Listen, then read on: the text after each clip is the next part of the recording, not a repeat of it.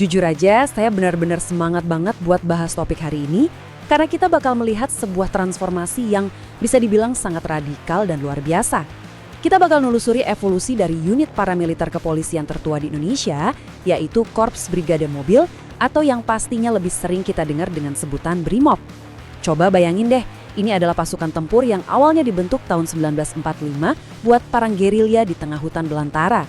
Tapi sekarang, mereka harus putar otak dan beradaptasi secara ekstrim untuk melindungi Ibu Kota Nusantara atau IKN, sebuah ibu kota baru yang dari ujung ke ujung sepenuhnya digerakkan oleh teknologi pintar. Jadi pertanyaannya, gimana caranya prajurit yang dulunya jago tempur fisik tiba-tiba harus berubah jadi pelindung infrastruktur digital dan siber kelas wahid? Kita bakal bedah tuntas transformasinya sekarang juga.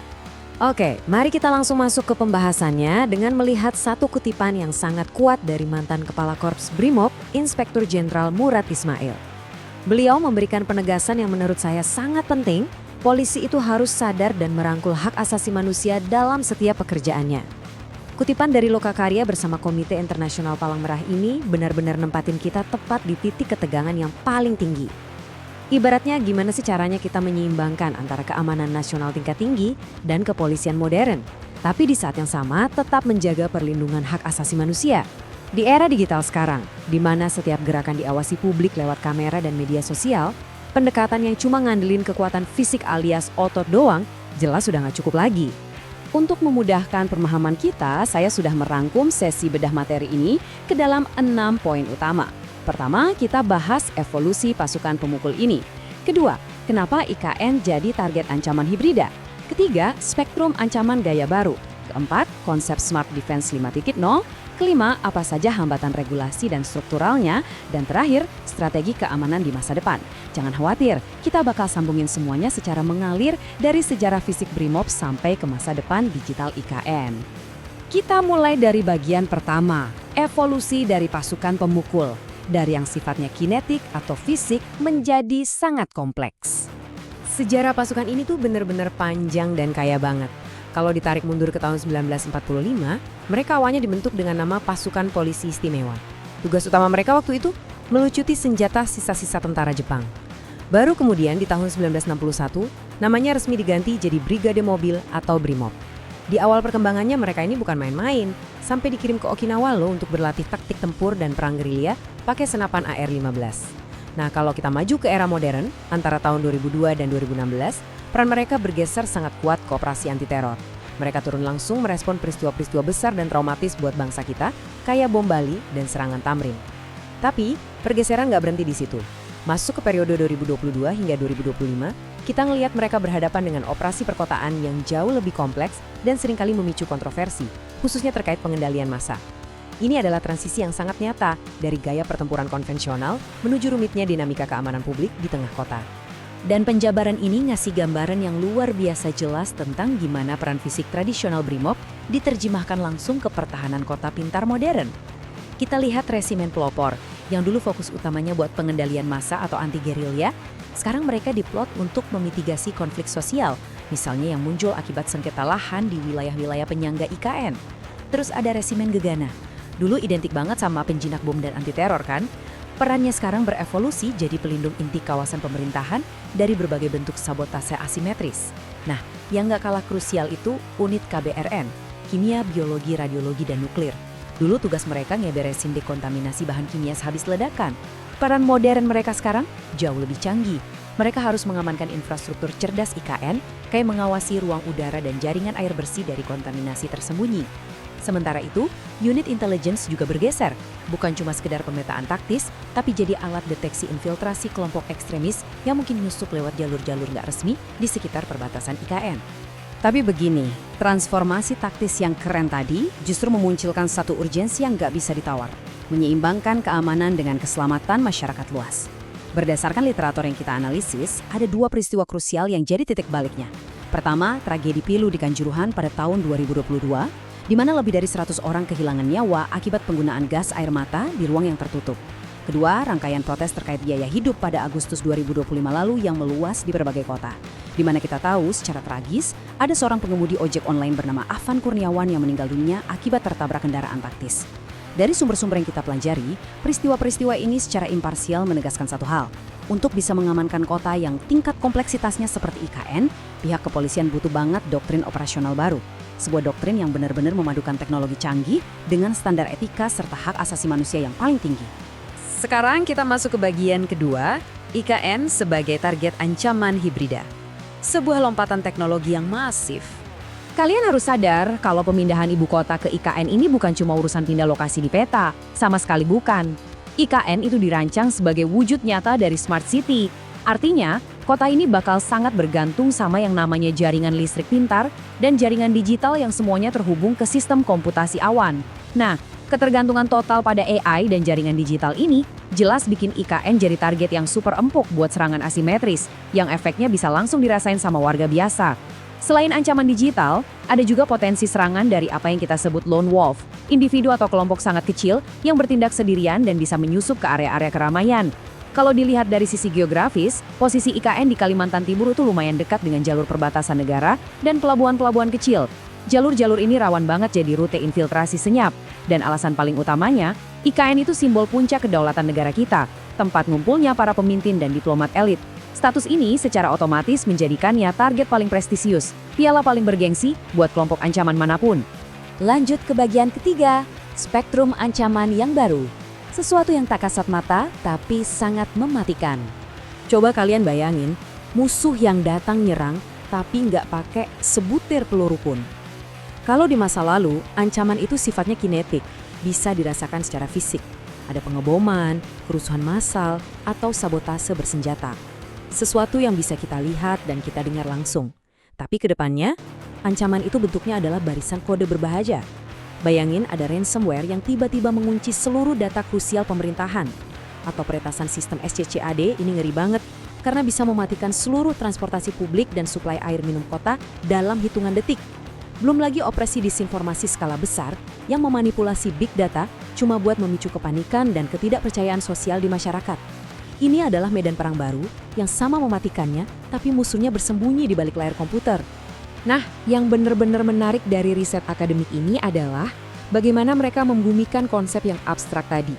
Dokumentasi dari literatur akademik secara spesifik udah memetakan kalau ancaman bom fisik sekarang berevolusi jadi terorisme siber dan propaganda digital yang radikal yang khusus didesain buat nyari celah kelemahan di IKN. Ini tuh bukan skenario film fiksi sains, teman-teman. Ini adalah analisis kerentanan dunia nyata yang saat ini lagi dipelajari dan diputer otak abis-abisan oleh para perancang keamanan nasional kita. Oke, kita masuk ke bagian keempat, konsep Smart Defense 5.0, di mana AI dan otomatisasi mengambil alih. Jadi, untuk ngelawan ancaman canggih tadi, solusinya adalah Smart Defense 5.0. Dan kalau kita lihat porsinya, gila sih ini, persenjataan yang disiapin bener-bener canggih. Proporsi terbesar, 35%, itu ada di CCTV yang ditenagai sama kecerdasan buatan atau AI. Kamera ini kerjanya nggak cuma ngerekam kayak CCTV komplek, tapi algoritmanya bisa ngenalin wajah dan mendeteksi anomali perilaku mencurigakan secara real time. Terus 30%-nya dialokasikan buat armada drone thermal otonom. Bayangin ada drone yang terbang patroli sendiri tanpa disetir, nyisir perimeter hutan IKN yang luas banget buat nyari panas tubuh dari penyusup di tengah gelapnya malam. Keren banget kan? Lalu 20% didedikasikan untuk sensor kimia pintar. Sensor ini nyambung ke sistem AI dan bisa otomatis mendeteksi kalau ada partikel beracun di udara, dan sisa 15%-nya dipakai buat analisis big data yang kerjanya ngelacak dan memetakan tren propaganda kelompok ekstremis di dunia maya sebelum itu nyebar luas. Tapi tunggu dulu, kita masuk ke bagian kelima, hambatan regulasi dan struktural. Ini tentang elemen manusianya. Harus diakui, secanggih apapun teknologinya, itu bakal sama sekali nggak berguna kalau orang yang megang kendalinya nggak ngerti cara pakainya kan? Literatur akademik kita secara belak-belakangan merinci tantangan paling berat yang dihadapi Indonesia saat ini, kesenjangan kualitas sumber daya manusia. Ingat loh, mayoritas aparat keamanan kita, termasuk kawan-kawan di BRIMOB, itu dilatihnya secara keras pakai doktrin pertahanan fisik. Mereka ahlinya ngeredam kerusuhan di jalan. Tapi sekarang, operasional pertahanan kota cerdas itu nuntut kemampuan spesifik kayak analisis cyber, pembelajaran mesin, keamanan jaringan, sampai forensik digital. Tanpa adanya perombakan besar-besaran di sistem edukasi aparat kita, investasi triliunan rupiah buat beli alat canggih itu berisiko cuma jadi pajangan doang, karena nggak ada yang bisa mengoperasikannya secara maksimal. Kesenjangan ini makin ribet gara-gara bercampur dengan hambatan struktural pemerintahan kita. Gini, coba kita petakan ya. Brimob itu kan di bawah Komando Kepolisian Nasional. Terus ada TNI yang punya rantai komando militernya sendiri. Di sisi lain, ada BSSN yang tugasnya fokus ke urusan cyber dan sandi negara. Belum lagi di lapangannya ada otorita IKN yang bertugas sebagai administrator ngurusin kotanya. Literatur yang kita bedah ini memperingatkan bahaya nyata dari apa yang disebut ego sektoral. Bayangin skenario terburuknya, ada pertas yang melumpuhkan jaringan transportasi IKN, tapi di menit yang sama meledak kerusuhan fisik di jalan. Pertanyaannya, siapa yang pegang tongkat komando tertingginya? Kalau otoritasnya tumpang tindih dan data intelijen disimpan sendiri-sendiri alias siloed, respons terhadap krisis bisa lumpuh. Dan itu sangat berbahaya. Nah, kita sampai di bagian ke-6, strategi keamanan di masa depan. Cetak biru untuk bertahan hidup. Untuk ngadepin semua kerumitan tadi, pencegahannya nggak bisa lagi cuma ngandelin bangun tembok tebal atau kawat berduri. Konsep pencegahan strategis sekarang berdiri di atas dua pilar yang harus jalan bareng, teknologi dan sosial.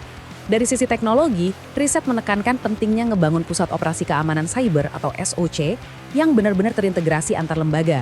Tapi dari sisi sosialnya, kolaborasi lintas sektor itu absolut diperluin. Artinya, masyarakat sipil juga dilibatkan langsung, mulai dari program deradikalisasi berbasis komunitas, kampanye literasi digital buat warga, sampai ke bentuk siskamling alias patroli keamanan lingkungan yang udah dimodernisasi.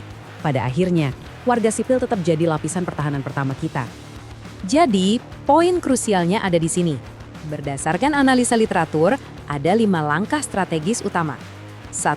Mempercepat pengesahan RUU Keamanan dan Ketahanan Cyber buat nentuin standar enkripsi infrastruktur yang kritis. 2. Ini penting banget. Membentuk Komando Pertahanan Hibrida Terpadu. Biar apa? Biar Brimob, TNI, dan BSSN bisa kerja bareng tanpa nyembunyiin data satu sama lain. 3. Menyusun aturan etika penggunaan AI secara ketat. Biar teknologi pengawasan yang canggih tadi nggak malah ngelanggar hak privasi warganya sendiri. 4. Membangun akademi keamanan cyber fisik buat ngelatih ulang prajurit agar melek digital. Dan 5. Ini sedikit teknis tapi krusial. Menerapkan metode yang namanya air gapping pada jaringan utilitas vital. Mungkin ada yang nanya, air gapping itu apaan sih? Sederhananya, ini adalah tindakan memberi celah udara. Ini adalah protokol keamanan ekstrim di mana sebuah jaringan komputer itu diisolasi total, diputus secara fisik dan logis dari jaringan internet publik. Buat ngasih gambaran, bayangin ada komputer server yang tugasnya ngatur buka tutup bendungan air minum kota atau sistem tenaga pembangkit listrik untuk jutaan orang. Kalau komputer itu terkoneksi ke wifi atau internet biasa, peretas dari ujung dunia manapun bisa aja nyusup dan ngambil alih kan? Ngeri banget. Nah, dengan air gapping, jalur masuk itu secara harfiah dicabut. Nggak ada kabel atau sinyal yang menghubungkan sistem tersebut ke internet luar, sehingga peretas eksternal benar-benar gigit jari. Nah, dari semua pembahasan panjang kita tadi, ujung-ujungnya kita dihadapkan pada satu dilema besar di abad ke-21 ini. Coba kalian pikirin baik-baik. Di era Smart Defense 5.0 ini, mungkinkah algoritma kecerdasan buatan dan aparat keamanan kita bisa berkolaborasi secara sempurna untuk melindungi negara tanpa ujung-ujungnya harus mengorbankan ruang privasi warganya sendiri? Evolusi Brimob dari pasukan yang berani mati mengejar gerilyawan di hutan tropis hingga kini harus siaga menjaga benteng di ruang siber emang jadi bukti ketangguhan luar biasa mereka dalam beradaptasi. Tapi mengamankan sebuah kota masa depan yang seluruh urat nadinya adalah digital, itu adalah tantangan berat yang belum pernah ada presidennya di negara ini. Saya harap sesi bedah materi kita hari ini bisa ngasih kalian perspektif yang jauh lebih luas soal kerumitan di balik layar keamanan nasional kita. Teruslah kritis, teruslah haus akan pengetahuan, dan terima kasih banyak sudah menyimak sampai akhir.